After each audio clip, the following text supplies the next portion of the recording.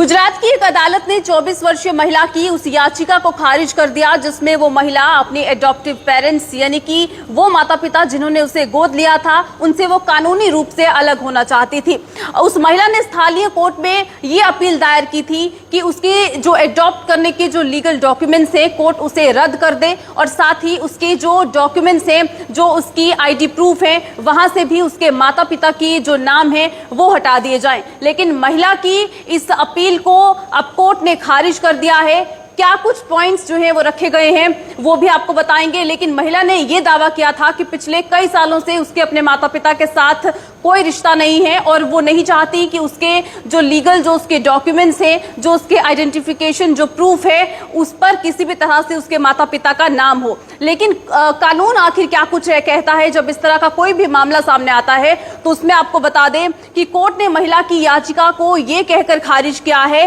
कि जो हिंदू दत्तक ग्रहण यानी कि जो आप हिंदू एडॉप्शन मेंटेनेंस एक्ट 1956 है उसकी धारा 15 का कोर्ट ने यह हवाला दिया है और इस धारा को जो है सामने रखते हुए उन्होंने ये कहा है कि जब भी कोई पेरेंट किसी बच्चे को गोद लेता है या फिर जब भी कोई बच्चे को एडॉप्ट किया जाता है तो उस वक्त बच्चे की भी एक रिस्पॉन्सिबिलिटी बन जाती है और उस पेरेंट की भी ये रिस्पॉन्सिबिलिटी बनती है और उस वक्त किसी भी मायने पर ये जो फैसला है इसे बाद में कानून जो है वो रद्द नहीं कर सकता है। और जिस तरह से ये जो 24 वर्षीय महिला थी ये अपने माता पिता का जो नाम है वो हटवाना चाहती थी। कोर्ट ने धारा 15 जो है इस एक्ट की उसका हवाला देते हुए उसकी इस याचिका को जो है रद्द कर दिया।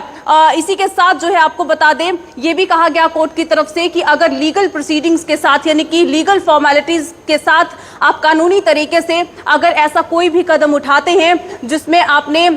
लीगल प्रोसीडिंग्स के साथ चलते हुए आपने किसी बच्चे को एडॉप्ट किया है या फिर आपके जो माता पिता हैं वो आपको कभी भी किसी भी स्टेज पर आकर आपको जो है बाहर नहीं कर सकते हैं और जो वो बच्चा है वो भी ये कहकर जो है अपने आप को अपने पेरेंट्स से अलग होने की बात नहीं कह सकता है क्योंकि उन्होंने किसी स्टेज पर उस बच्चे को एडॉप्ट किया था। और साथ ही ये भी कहा गया है कि अगर पूरे रीति रिवाज के साथ अगर ये पूरी प्रोसीडिंग्स हुई हैं जिसमें अगर हिंदू रिवाजों की अगर बात करें तो कोर्ट ने हिंदू रीति रिवाजों का भी हवाला दिया जिसमें उन्होंने ये कहा है कि एक संस्कार माना जाता है जब भी किसी बच्चे को गोद लिया जाता है तो दोनों तरफ से एक कहीं ना कहीं एक आपकी जिम्मेवारी बन जाती है जहां पर बच्चे की भी एक जिम्मेवारी है और माता पिता की भी उस बच्चे के प्रति जिम्मेवारी है। और वहीं पर उन्होंने ये भी माना कि ये एक बहुत ही संगीन मामला है। इसे ये जब भी हिंदू रीति रिवाज के तहत जब इस तरह की कोई प्रोसीडिंग होती है तो उसे देवीय माना जाता है।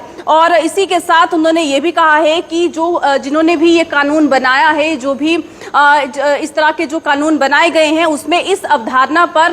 धारा 15 को शामिल किया जाता है और धारा 15 के तहत ही इस तरह का फैसला जो है ये कोर्ट ने लिया है जहां पर उस महिला की इस अपील को इस याचिका को कोर्ट ने खारिज कर दिया।